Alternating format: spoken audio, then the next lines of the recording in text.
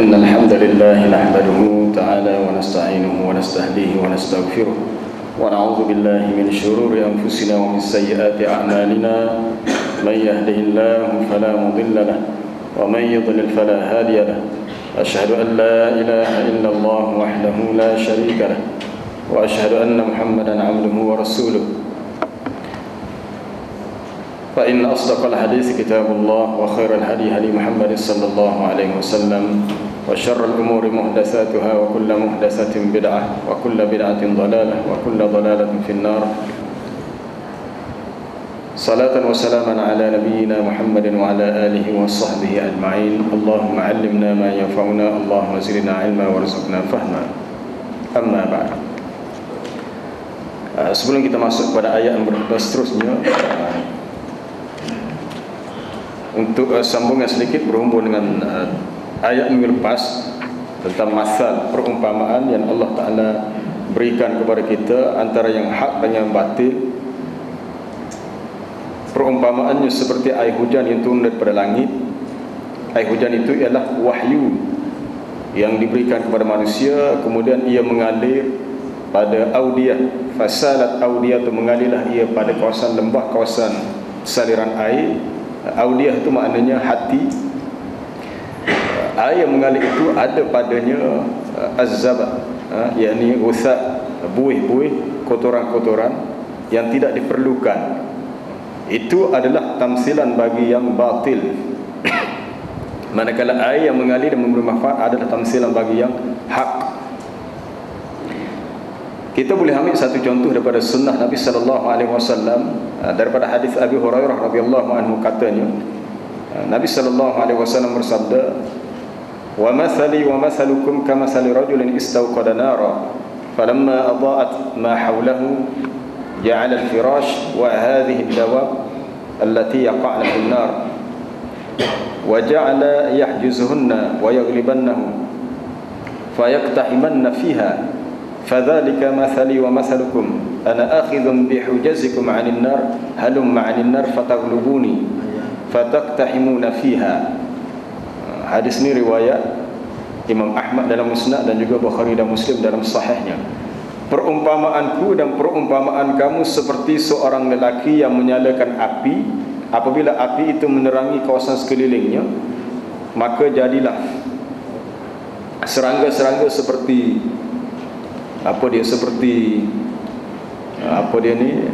kelkatu. Kan waktu hari hujan ni kalau biasa kelkatu keluar di akhir hari tempat yang ada cahaya. Jadi Nabi membandingkan diri dia seperti seorang yang menyalakan api, manakala katu yang likung api ke pasal ada cahaya, kerana mahukan kepada cahaya itu adalah semua manusia. Padahal baginda berusaha untuk menarik manusia supaya tidak masuk neraka, tetapi oleh kerana manusia tidak terima, manusia-manusia yang engkar tidak terima dakwah baginda, yaqa'na fi nar, jatuhlah mereka dalam api sebagaimana al-firash, kelkatu atau serangga yang berterbangan itu masuk dalam api. Ini salah satu masal untuk kita tambah sebagai contoh bagi ayat telah dibaca minggu lepas. Kita sambung kepada ayat yang berikutnya.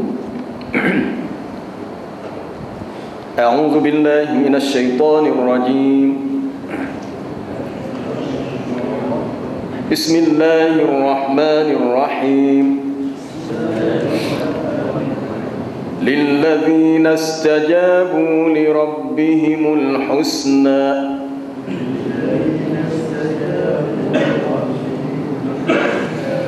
والذين لم يستجيبوا له لو أن لهم ما في الأرض جميعا ومثله معه لافتدوا به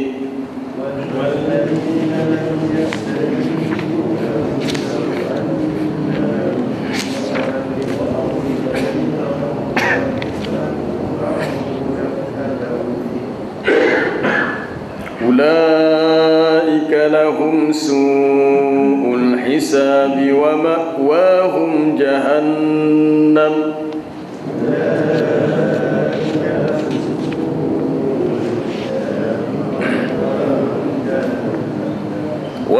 bi'sal mihad. Afaman ya'lamu annama unzila ilayka min rabbikal haqqu kaman huwa a'ma.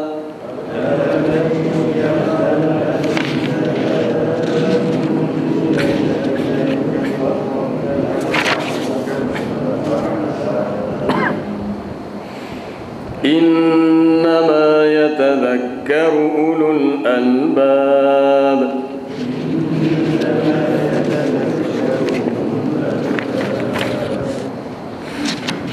Alladzina yufuna bi'ahdillahi wa la yanquduna al-mitsaq.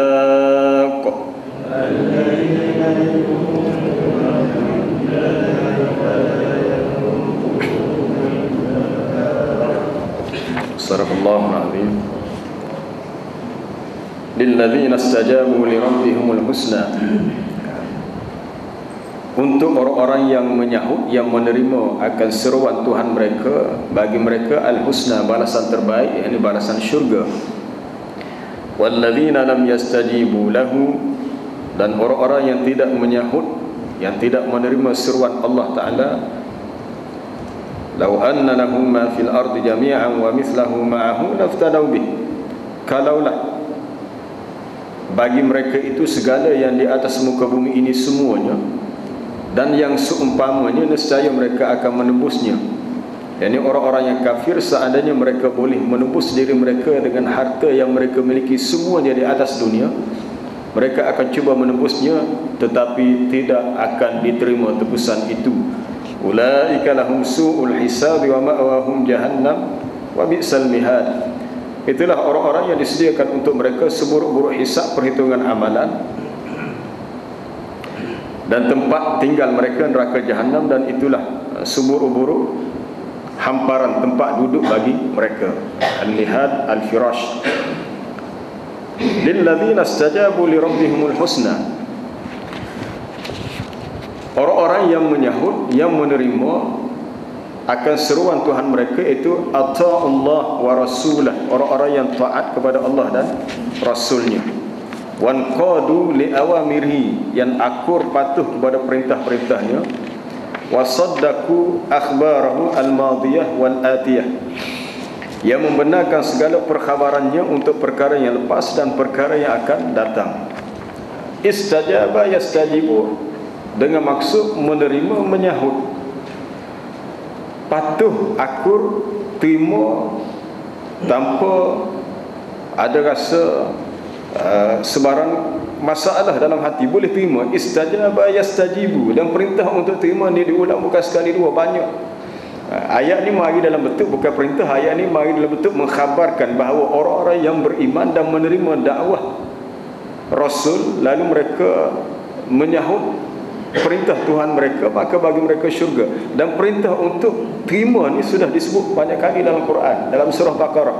Wa idza sa'alaka 'ibadi 'anni fa inni qarib ujibu da'watad da'i ujibu da'watad da'i idza da'an falyastajibu li wal yu'minu bi la'allahum yarshudun. Apabila hamba-Ku bertanya kepadamu ya Muhammad tentang aku, maka kata Allah Ta'ala, aku dekat, aku menerima, memenuhi permintaan orang yang berdoa. Apabila ia berdoa, maka falyastajibu li, maka terimalah akan seruanku untuk kamu mengamalkan agama ini. Itu perintah untuk falyastajibu, mari dengan perintah falyastajibulah dakwah ini. Dalam surah Al-Anfal telah kita baca dulu, lama dah tafsirannya. Ya ayyuhalladzina amanu istajibu lillahi war rasul. Ya ayyuhalladzina amanu istajibu lillahi walir rasul idza da'akum lima yuhyikum. Wahai orang-orang yang beriman, terimalah, sahutlah akan seruan, panggilan daripada Allah dan Rasulnya. Apa-apa yang Allah Ta'ala suruh, yang Rasul suruh, terimalah. Kerana seruan itu adalah sesuatu yang boleh menghidupkan jiwa kamu. Dan orang-orang yang terima seruan ini, dia akan menyesal di akhirat. dia dua keadaan. Sama ada orang tu kalau dia Islam pun Islam dalam bentuk yang hipokrit lah. Dia Islam luar je, tapi dalam tu tak si istajab atau tak terima. Itu satu keadaan. Keadaan yang kedua, orang yang memang tak terima secara total, kafir lah. Kedua-dua ni adalah orang yang rugi. Baik, adapun orang yang terima, maka dia menjadi orang beriman. Kita boleh baca kisahnya di akhir surah Ali Imran. Surah Ali Imran, inna fi khalqis samawati wal ardi wa ikhtilafil laili wan nahari la ayatin li ulil albab. Sesungguhnya pada penciptaan langit dan bumi berselisih ganti siang dan malam menjadi tanda-tanda kekuasaan Allah bagi orang yang berakal, orang yang ingat kepada Allah, sama ada dia duduk, dia berdiri, dia berbaring. Dan dinyatakan beberapa ayat berikut tentang doa orang-orang yang beriman. Maka untuk memenuhi doa itu, Allah Ta'ala beritahu, fastajaba lahum rabbuhum. Allah Ta'ala memenuhi permintaan mereka, doa mereka, kerana mereka telah memenuhi seruan Allah Ta'ala supaya terima agama ini. Oleh kerana mereka ini orang beriman dan menerima agama Allah Ta'ala, apa sahaja doa mereka akan diterima. Tapi bagi orang kafir yang tidak terima dakwah ni, walaupun mereka berdoa, minta apa sahaja, dunia dan akhirat tidak akan dimakbulkan untuk mereka. Kita boleh lihat lagi dalam surah Asy-Syura. Di akhir surah Asy-Syura, Allah Ta'ala menceritakan suatu gambaran yang dahsyat dan menakutkan tentang keadaan orang-orang yang zalim. Wa tara adh-dhalimina lamma ra'awul 'adzaba yaquluna hal ila maraddin min sabil. Engkau ya Muhammad akan melihat orang-orang zalim, keadaan orang-orang zalim ketika mereka melihat azab. Lalu mereka berkata, adakah terdapat jalan untuk lari daripada azab? Dan kamu juga melihat wa tarahum yu'raduna 'alaiha khashi'ina minadh-dhulli yanzuruna min tarfin khafi. Kamu melihat mereka itu dalam keadaan khusyuk, penuh rasa hina, takut, dan mereka berada dalam keadaan macam mana? Di penjuru yang tersembunyi. Lalu berkatalah orang-orang yang beriman, sesungguhnya innal khasirin alladzina khasiru anfusahum wa ahlihim yaumal qiyamah. Sesungguhnya orang yang rugi adalah orang yang merugikan diri mereka dan keluarga mereka di hari kiamat. Kemudian datanglah ayat yang memerintahkan supaya istajibu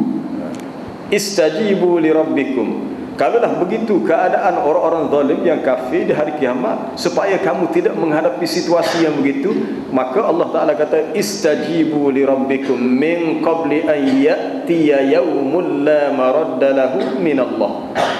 Terimalah akan seruan Tuhan kamu, terimalah apa dia dakwah ini, seruan ini, sebelum datangnya hari yang tidak ada sesiapa yang dapat menolaknya. Kesusahan di hari kiamat tidak ada sesiapa yang dapat menolaknya. Orang yang selamat adalah orang yang dipelihara, yang dijaga oleh Allah, kerana mereka itu menerima agama yang dibawa oleh Rasul sallallahu alaihi wasallam. Sesiapa yang faham dan tahu, tidak ada sebab untuk dia tidak terima. Istajaba yastajibu, terima. Kalau orang itu tak terima dalam keadaan dia tahu, bermakna dia adalah orang yang sangat rugi, yang sangat bodoh. Kalau dia tak tahu, lain cerita. Dia tahu tapi dia tak terima. Sama dalam bab yang telah kita sentuh, ayat 256 surah Baqarah itu, lepas ayat kursi, la ikraha fid din. Tidak ada paksaan dalam agama. Tak cukup kita baca segerak tu, kena baca perhabis. Kenapa tidak ada paksaan? Sebab qad tabayyana ar-rusydu minal ghayy. Sesungguhnya telah nyata antara jalan petunjuk dengan jalan sesat. Apabila manusia sudah nampak jalan petunjuk begini, jalan petunjuk jalannya cantik, comel, lurus, bersih. Jalan sesat ni jalan yang bengkang-bengkok, jalan yang kotor, cemar, ada duri, ada kaca. Apa dia pilih jalan tu? Jadi kalau pilih jalan tu, tidak ada sebab untuk kamu mengambil jalan tu. Kenapa tidak pilih jalan yang betul? Oleh kerana jalan yang betul ni ada, maka persoalan agama yang sudah jelas begini tidak perlu paksa. Kalau kita beritahu, nampak dah seseorang itu nampak, untuk ke sana ada dua laluan. Jalan ni okey, jalan ni comel, baru tak. Jalan comel, sedap lalu. Jalan ni jalan kampung, berbatu-batu. Maka tak perlu kita kata ikutlah jalan yang molek. Manusia boleh fikir sendiri. Boleh fikir sendiri. Maka dia, sebab tu dalam ayat la ikraha fid din, tidak ada paksaan dalam agama. Tak perlu paksa, sebab manusia bila nampak tak ada hujah, Maka apa sebab mereka menolak? Kecuali kalau mereka terus mengikut hawa nafsu. Sebab ikut hawa nafsu, manusia tidak mahu menerima agama Allah, ataupun tidak mahu mengamalkan ajaran agama yang sebenarnya. Maka sesiapa yang dapat menerima dan mengamalkannya, dijanjikan baginya al-husna, yakni al-jannah.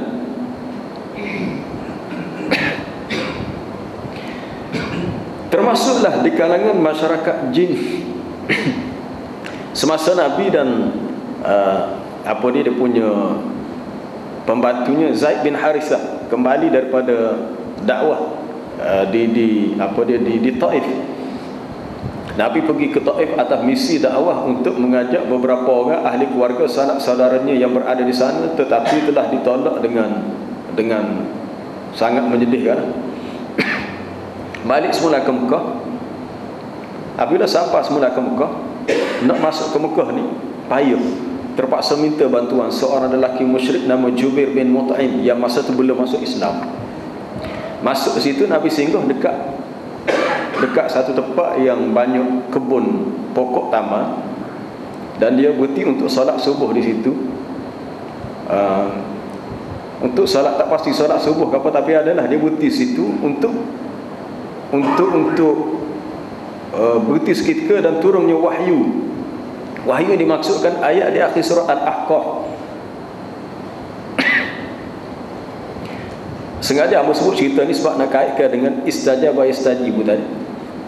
Rujuk dari surah Al-Ahqaf dalam juzuk yang ke-26. Di akhir itu ada satu muka surat cerita tentang bab jin. Wa id sarafna ilaika nafaram minal jinni yastami'una al-Quran.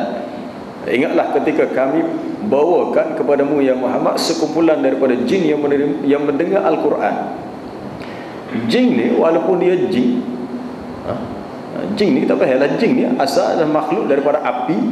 Api ni sifat dia panah.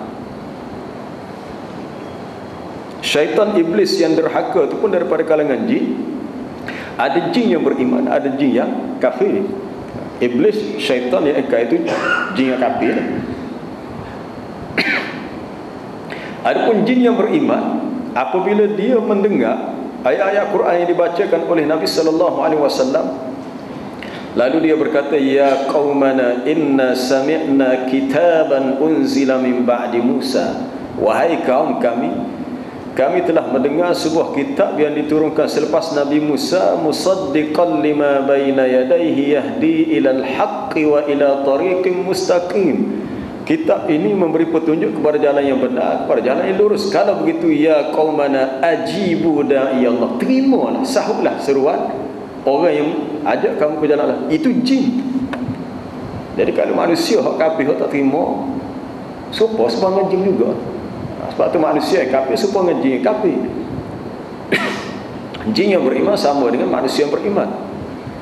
Maknanya di sisi Allah Ta'ala, orang yang beriman ada kedudukan yang baik, dan orang yang kafir dapat balasan yang buruk. Kerana jin itu faham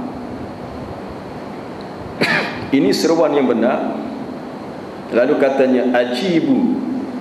Ajibu sama dengan istajibu, terimalah, sahutlah seruan daripada da'i Allah, orang yang menyuruh ke jalan Allah. Sebab kalau kamu terima, kamu tidak rugi. Yaghfir lakum min dhunubikum, nescaya Tuhan akan ampunkan dosa kamu. Wa yujirkum min azabin alim, dan menjauhkan kamu daripada azab yang pedih. Tapi dengan syarat kena terima. Ada setengah pandangan mengatakan jin yang paling baik itu sama kedudukan dengan manusia yang paling jahat. Wallahu a'lam, tak pasti fakta itu betul atau tidak. Kena saya mau balik. Kalau kita nak membuat sesuatu tanggapan bahawa fakta ni benar, maka kena buat semakan. Kita tak, ini alam gaib, kita tak tahu betul atau tidak. Kemungkinan ada di antara jin yang lebih bertakwa, lebih baik pada kita. Sebab apa Allah kata gitu? Sebab dalam surah Ar-Rahman, bila tu ayat berulang kali ayat fabi ayyi ala'i rabbikuma tukadziban, 31 kali diulang. Nabi kata golongan jin, bila tu ayat ni dia kata na'am ya rabbana, wahai Tuhan kami, ya, tidak ada satu pun nikmat engkau yang kami dustakan, semuanya betul. Lalu Nabi kata jin tu lebih baik daripada kamu. Jin bila baca ayat ni, dengar ayat ni, dia jawab. Dia ada jawapan dia, ya. Bila Allah Ta'ala tanya, nikmat Tuhan kamu yang mana yang kamu dustakan? Wahai Tuhan, tidak ada satu yang kami dustakan, semuanya daripada kamu. Oleh kerana jin memberi jawapan bagi soalan daripada ayat itu, Nabi kata jin yang menjawabnya dikira lebih baik daripada kamu yang tidak mengiyakan persoalan yang dikemukakan dalam ayat. Itu boleh rujuk dalam tafsir surah Ar-Rahman.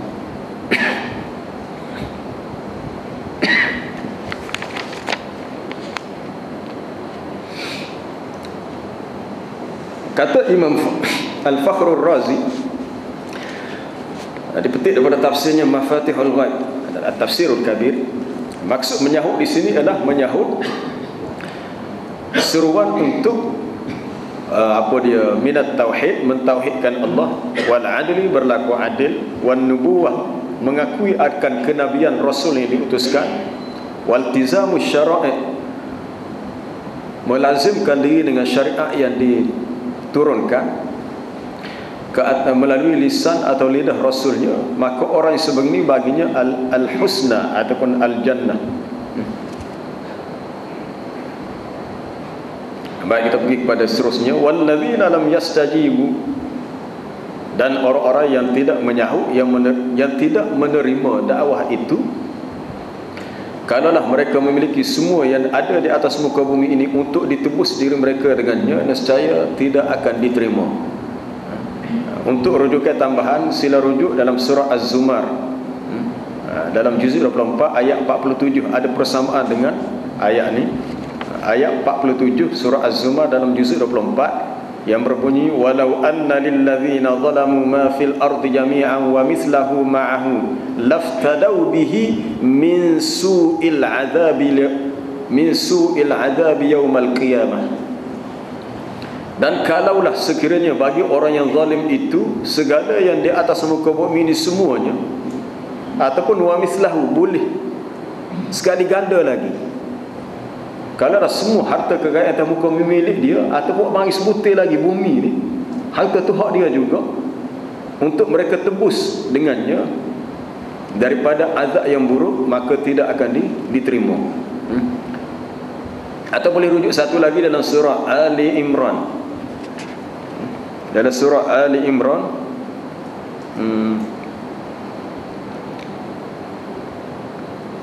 ayat ke berapa terlupa nak tulis nombor ayat.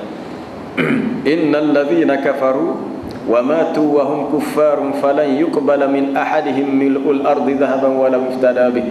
Ayat ni ayat terakhir dalam juzuk yang ketiga sebelum masuk lantana. Mudah gitu. Kalau buka juzuk ke-4 lantana, sebelum lantana, innal ladzina kafaru, sesungguhnya orang-orang yang kafir, kemudian mereka itu mati dalam keadaan mereka itu kufar, falan yuqbala min ahadihim mil'ul ard, tidaklah diterima daripada mereka walaupun sepenuh bumi zahaban, emas, walau iftada bi, sekalipun mereka mahu menebus dengannya. Kalaulah mereka memiliki emas ni mahal. Kalau emas stokos kilo tu berapa juta dah ni. Bayangkan kalau emas ni satu muka bumi ni emas, kemudian mereka nak tebuh, ya Allah ambillah emas ni, asalkan aku tidak dibakar dan neraka, tidak akan diterima. Ma tuqbila minhum, tidak akan diterima tebusan itu, dan bagi mereka azab yang pedih. Sebab tu alangkah ruginya orang hidup dalam kekafiran, kekufuran lalu mati. Allahu Akbar, rugi yang amat besar. Allah Ta'ala menggambarkan penyesalan itu dalam ayat rubama yawaddul ladzina kafaru law kanu muslimin. Orang-orang kafir, boleh jadi orang kafir ni timbul rasa keinginan, cita-cita, oh kalau aku di dunia Islam. Ayat ni kalau tengok dari segi tafsir, ayat tu ayat kedua surah Al-Hijr dalam juzuk 14. Ulama tafsir kata apabila usatul mukminin, orang-orang beriman yang derhaka masuk neraka, lepas tu habis tempoh masa dia, mereka pun keluar. Orang-orang beriman, orang Islam yang berdosa, dia masuk neraka, tapi habis tempoh tu keluar juga lah, tubik. Bila tubik ni orang kafir hak duduk neraka dah. Kalaulah aku Islam dulu, tidaklah aku kekal di neraka. Lalu kata mereka, lau kanu muslimin, kalaulah Allah Ta'ala beritahu kalaulah mereka itu Islam, maka sudah tentu mereka tidak akan kekal dan neraka. Tapi mereka sengaja tidak mahu memilih jalan yang benar kerana terlalu mengikut hawa nafsu. Oleh itu, dharhum yakulu, biarkan mereka terus makan wa yatamatta'u, mereka berseronok, wa yulhihimul amal, mereka dilekakan oleh angan-angan dan cita-cita mereka, akhirnya mereka mati tidak beriman. Jadi kerugian yang sangat besar sehingga tidak diterima tebusan tebuh. Saya memetik penjelasan oleh Al-Imam Fakhrul Razi juga dalam tafsir ayat ini. Kata dia, seseorang itu laftadau bihi anfusahum, mereka mahu menembus segala miliknya untuk digantikan dengan dirinya supaya dia tidak masuk neraka. Yaj'aluna fida'an anfusahum 'anil 'adzab, mereka cuba menjadikan benda-benda itu sebagai penembus bagi diri mereka daripada azab. Kalau ada harta, ya Allah ambillah harta ni, tapi jangan buah aku dalam azab. Kalau ada, bahkan kalau ada keluarga pun hak sanggup ganti, suruh orang itu masuk neraka, aku tu ambil, maka Allah Ta'ala tidak akan terima. Kenapa sampai setara tu? Kata dia, wa'lam anna hadha anna hadha al-ma'na haqqun, dan ketahuilah makna ini adalah suatu makna yang benar. Satu perkara yang menarik untuk kita lihat pada fasa yang berbunyi li'annal mahbub bidzat likulli insan huwa dzatuhu. Saya sangat tertarik dengan frasa ni. Dia kata li'annal mahbub bidzat, perkara yang disukai pada zat benda tu bagi setiap manusia adalah diri dia sendiri. Ulang sekali lagi, li'annal mahbub bidzat, perkara yang disukai, yang dicintai oleh manusia pada zat benda tu, gapo dia? Diri dia sendiri. Perkara yang paling manusia suka sebenarnya adalah untuk menjaga diri dia sendiri. Kenapa?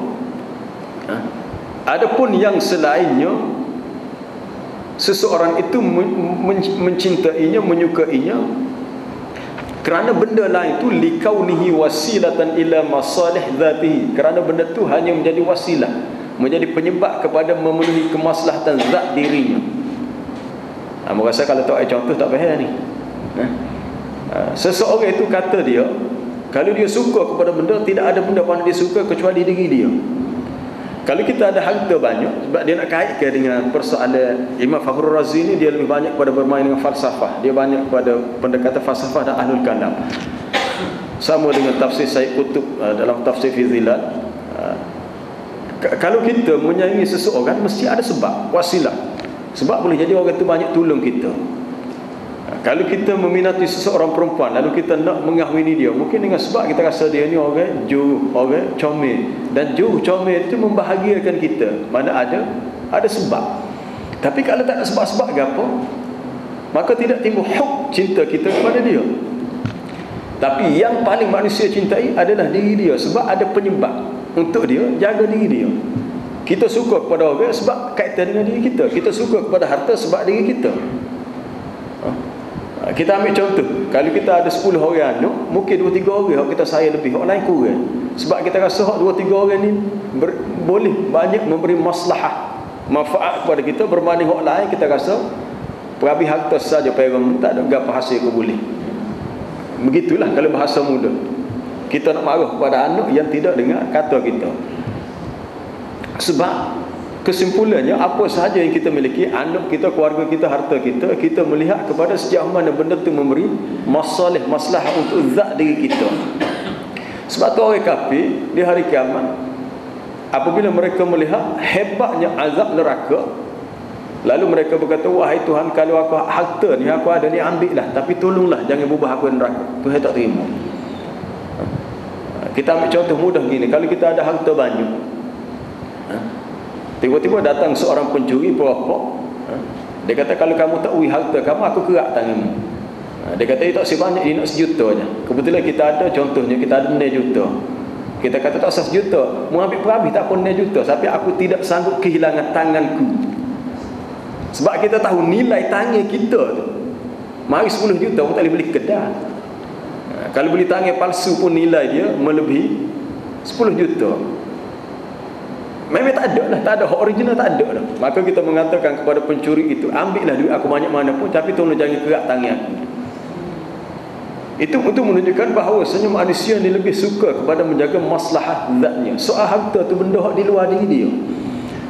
Oleh kerana itu kita melihat, apabila seseorang itu cintanya kepada Allah dan Rasulnya sangat tinggi, mereka sanggup korbankan nyawa sendiri. Para sahabat untuk jihad fisabilillah, untuk fisabilillah, kerana jalan Allah, sanggup putus tangan, ada yang putus kaki, ada yang mati syahid terus.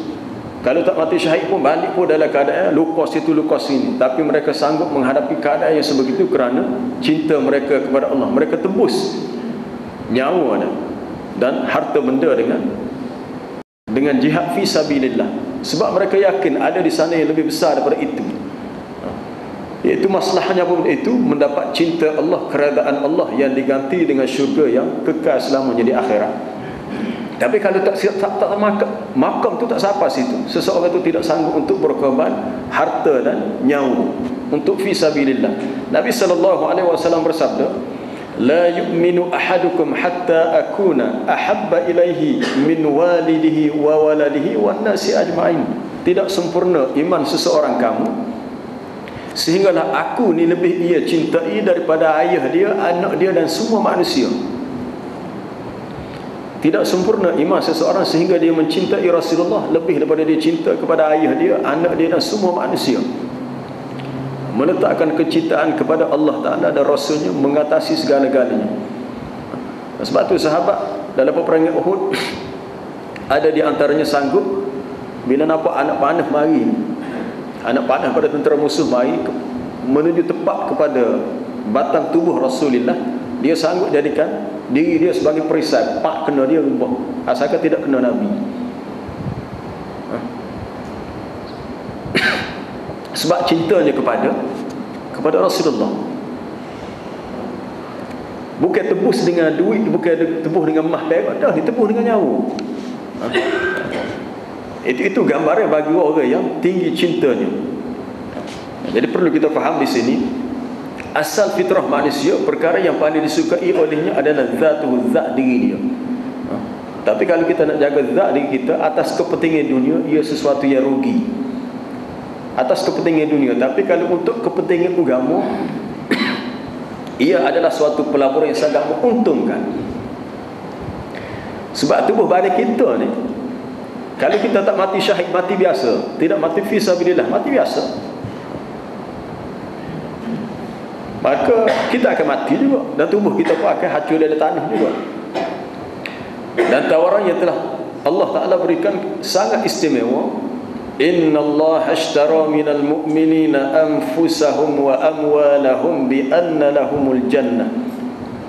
Sesungguhnya Allah Ta'ala telah membeli daripada orang-orang beriman. Beli ke apa dia?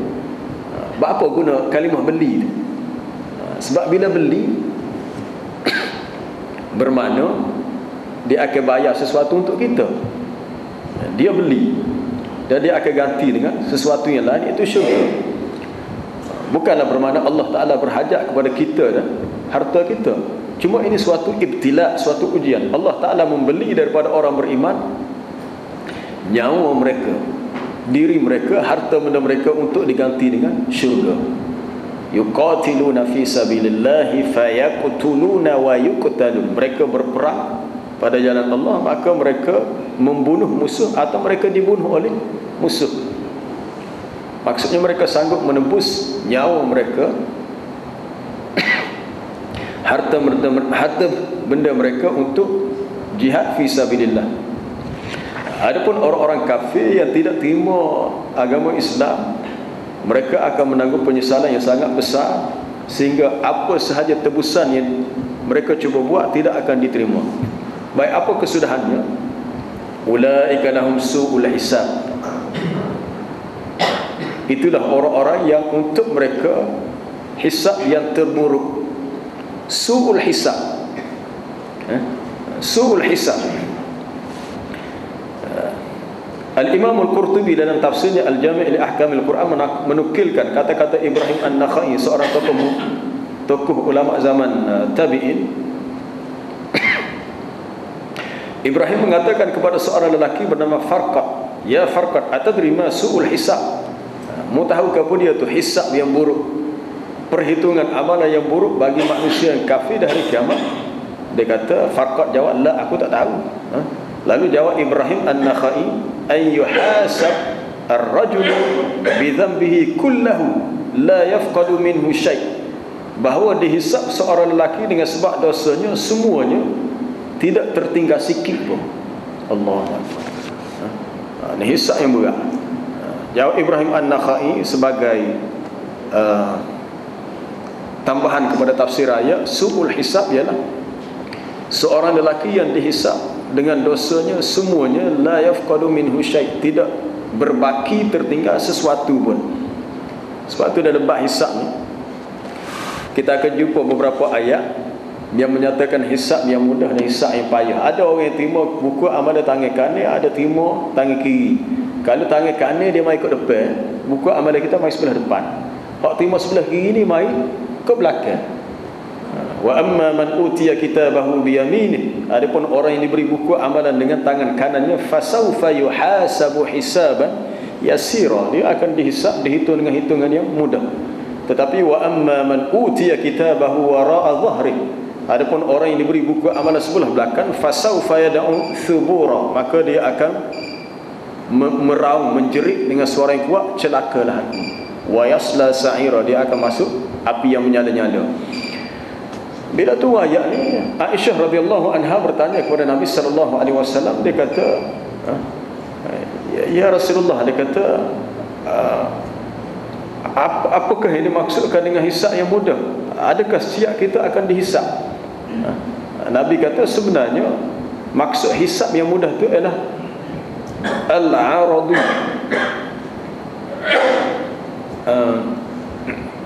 al-ardu itu sekadar dibentangkan.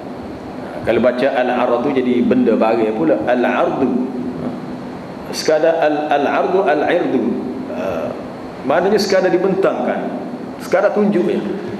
Kerana ma min ahad, tidak ada seseorang pun apabila diminta dia baca ataupun diperhalusi hisab amalan dia, fa innama halak, dia akan binasa.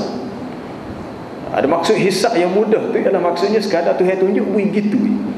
Tapi kalau ditanya susah aja, susah dah tu. Mana orang itu akan menghadapi keadaan yang susah. Itu su'ul hisab. Sebab tu kita kena minta dengan bersungguh-sungguh, Allahumma hasibni hisaban yasira, Allahumma atini kitabi biyamini, berilah buku amalanku dengan tangan kananku. Yang disebut dalam suratul Waqiah, wa ashabul yamini ma ashabul yamin, wa ashabul maimanati ma ashabul maimanah, golongan kanan, golongan kanan, golongan kiri. Nisbah pada orang terima buku amalan yang menjadi gambaran kepada hisab yang mudah dan hisab yang payah. Wa ma'wahum jahannam wa bi'sal mihad. Ma'wa maknanya maskanhum, tempat kediaman mereka, tempat tinggal mereka neraka jahannam, dan itulah seburuk-buruk tempat duduk. Al-mihad bermakna al-firash, tempat kita duduk, tempat kita hamparkan sesuatu untuk duduk. Afaman ya'lamu annama unzila ilaika min rabbikal haqqu kaman huwa a'ma, maka adakah orang yang mengetahui bahawasanya apa yang diturunkan kepada Tuhan kamu itu benar, maka ia dikira sama dengan orang yang buta. Ayat ini ada istifham, tu ada persoalan. A maknanya hal. Maka adakah orang yang tahu bahawa apa yang diturunkan oleh Tuhan kepada kamu itu benar, sama dengan orang yang buta? Qila, dikatakan, ada ulama tafsir sebut ayat ini diturunkan untuk pak saudara Nabi, dua-dua pak saudara Nabi, Hamzah bin Abdul Muttalib dengan Abu Jahal. Hamzah bin Abu Muttalib yang tahu dakwah Nabi benar, lepas tu dia masuk Islam, dia menjadi salah seorang yang kuat menyokong Nabi sehingga dia gugur syahid dalam medan peperangan Uhud, dan dikenali dengan Sayyidus Syuhada, penghulu segala orang mati syahid itu Hamzah bin Abdul Muttalib. Manakala orang yang buta ni adalah Abu Jahal, ataupun nama asalnya Abul Hakam. Perbandingan di sini antara al-mukmin dengan al-kafir, orang mukmin dengan orang yang kafir. Maka jawapannya la yastawiyani, kedua-duanya tidak sama. Bahawasanya perkara ini memberi peringatan kepada al-albab, ulil albab, orang yang berakal. Siapakah orang yang berakal? Ada beberapa sifat yang kita akan baca menyusul dalam ayat yang berikutnya. Jadi apabila datangnya ayat yang dimulakan dengan istifham, hal ke, a ke, maka kita kena bersedia untuk cari jawapannya. Di sini Allah Ta'ala membuat perbandingan tentang al-mu'min, al-kafir, atau secara khususnya untuk Hamzah bin Abdul Muttalib dengan seorang lagi Abu Jahal. Maka yang mengetahui dan yang tidak mengetahui bandingannya seperti al-basir dengan al-a'ma, yang melihat dengan yang buta. Maksud buta di sini a'ma ialah buta pada fi qalbihi, pada hatinya. Pada hatinya.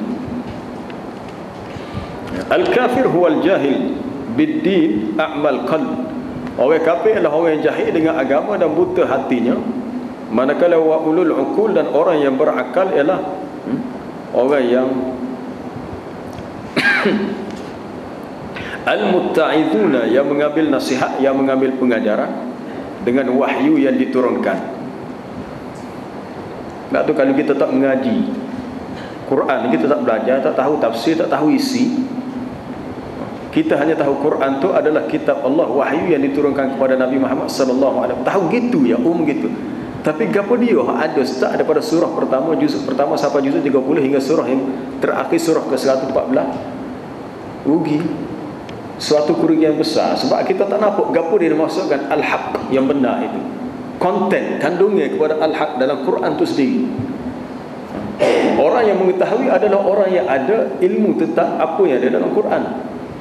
Orang yang tak tahu, tak ada ilmu, tak tahulah. Cuma dia tahu secara umum benda tu betul, benar, lalu dia beriman dengannya. Tapi apa dia yang dikatakan benar? Itu perlu kepada usaha untuk kita belajar supaya apa yang kita yakin benar, meningkatkan lagi keyakinan itu dengan lebih kuat. Subhanakallah bihamdika asyhadu an la ilaha illa anta astaghfiruka wa atubu ilaik.